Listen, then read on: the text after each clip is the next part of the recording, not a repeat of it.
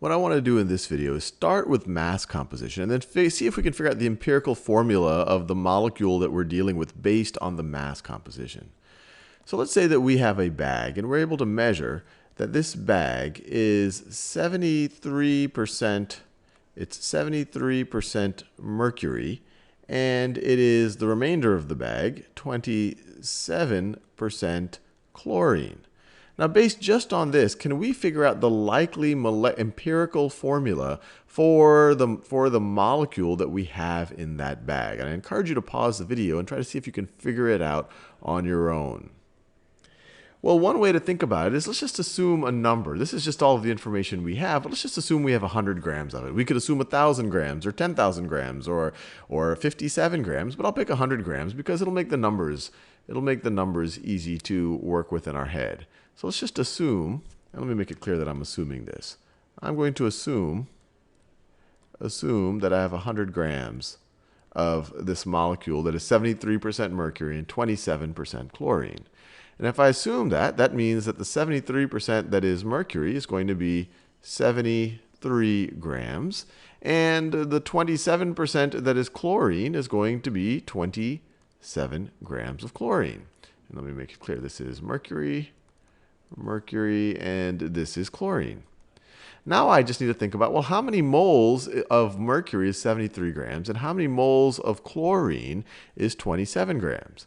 And to do that, I'll look up this periodic table right here. I have the atomic weights, which is, of course, the weighted average of the atomic masses is kind of found in nature.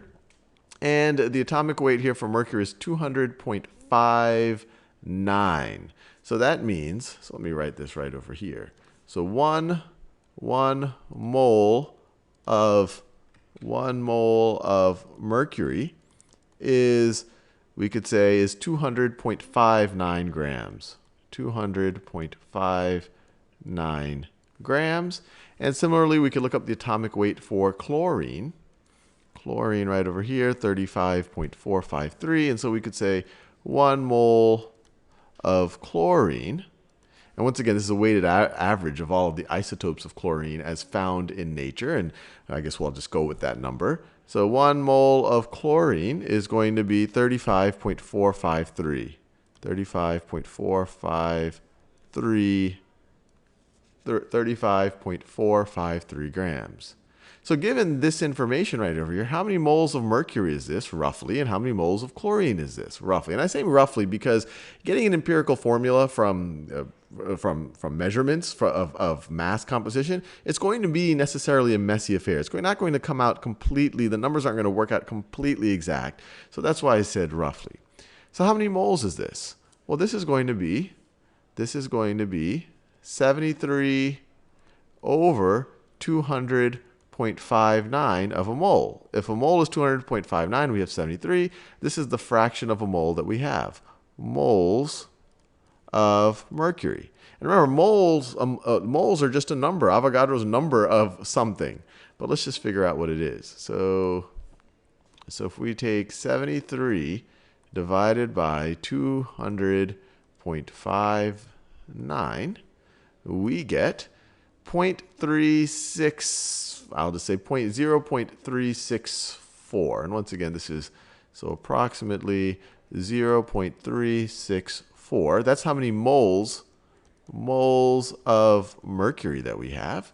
And we could do the same thing for chlorine. This is going to be 27 over 35.453 moles of chlorine, which is approximately equal to, get our calculator out, 27 divided by 35.453 is equal to 0.76, I'll just say 2. So 0.762. Now, moles of chlorine. So what's going to be the ratio of mercury to chlorine? Or I guess we could say, since chlorine, there's more of that, chlorine to mercury. Remember, this is just a number. When I say 0.762 moles, this is just 0.762 times Avogadro's number of chlorine atoms. This is 0.364 times Avogadro's number of mercury atoms. And so this, we can literally think of this as the ratio. This is a certain number of moles. This is another number of moles. Well, what's the ratio? Let's say, what's the ratio of chlorine to mercury? Well, you can eyeball it. It looks like it's roughly 2 to 1, and you can verify that. If you take that number and you divide it by 0.3639, and once again, I'm just going to get the rough approximate. You can see it's pretty close to 2. And so when you see something like this, the simplest explanation is often the best, is, okay, there's probably some measuring error right over here. But you can say that, okay, it looks like roughly, and this is what I'm talking about when you're trying to find the empirical formula for mass composition, it tends to be a rough science. You can say roughly the ratio of chlorine to mercury is 2 to 1. You have 2 chlorines for every mercury. And because of that, you could say, well, this is likely to be, so likely for every mercury, you have 2 chlorines. You have 2 chlorines. So based on these measurements right over here, it's very likely that you have mercury 2 chloride. And the reason why it's called mercury 2 chloride is because, well, I won't go into too much detail right over here, but chlorine is highly electronegative. It's an oxidizing agent. It likes to take other people's electrons or hog other people's electrons. In this case, it's hogging, since each of the chlorine likes to hog 1 electron. So in this case, 2 chlorines are going to hog 2 electrons. So it's hogging 2 electrons from the mercury. When you lose electrons, or when your electrons are being hogged, you're being oxidized. So the oxidation state on mercury right over here is 2. 2 of its electrons are being hogged, one by each of the 2 chlorines. So this is mercury 2 chloride, where the 2 is the oxidation state of the mercury. But this is what we likely have. The ratio, we have 2 chlorines for every 1 mercury, roughly.